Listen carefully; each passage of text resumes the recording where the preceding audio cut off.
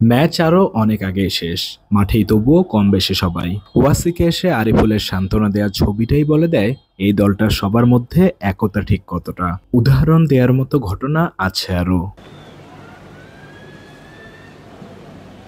শেষের দিকের ব্যাটাররা আরেকটু দায়িত্ব নিয়ে খেলতে পারলে শেষ হাসিটা বাংলাদেশেরই হতে পারত, কিন্তু তা হয়নি। আলাদা করে কাউকে দোষ দেওয়ার সুযোগ কম, তবুও যারা নিজের সেরাটা দিতে পারেনি তারা নিজেরাই যেন নিজেদের কাঁধে দায় নিতে ব্যস্ত।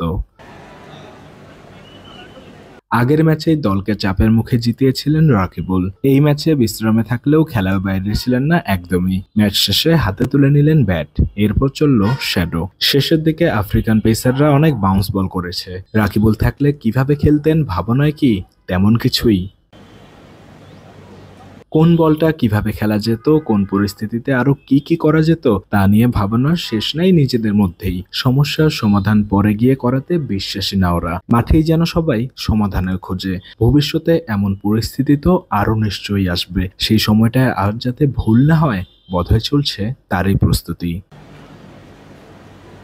এইচপিতে যারা থাকে তাদের প্রত্যেকেই ভবিষ্যতের বাংলাদেশ ক্রিকেট। কেউ কেউ যে মাঝপথে হারিয়ে যায় না তা না, তবে সবার ক্ষেত্রেই বোধহয় একটা ভাবনা কমন, এই ছেলেও একদিন জাতীয় দলে খেলতে পারে। আর সেই কথা মাথায় রেখেই চলে আগামী দিনের জন্য সবাইকে সেরাভাবে তৈরি করার প্রস্তুতি। ম্যাচে জয় পরাজয় অবশ্যই ম্যাটার করে, কিন্তু সবচেয়ে গুরুত্বপূর্ণ যেটা সেটা বোধহয় প্রসেস আর প্রতিনিয়তই শেখা।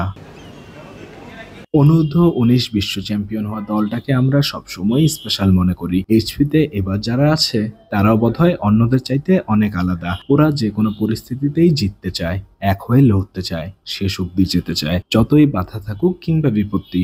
এই ছেলেরা হার মানতে একেবারেই নারাজি। সমস্যা কোথায় তা খুঁজে বের করা থেকে প্রতিনিয়তই নিজেদের ছাড়িয়ে যাওয়ার চেষ্টা, সবকিছু মিলেই এই দলটা সত্যিকার অর্থেই আলাদা। ওদের প্রতি তাই আমাদেরও ভরসা থাকা চাই, একদিন ওরাই এনে দেবে এমন সব সাফল্য যার স্বপ্ন এই দেশের কোটি কোটি ক্রিকেট সমর্থকদের চিরকালের। রাজশাহী থেকে উৎস মাহমুদ, মিডফিল্ড।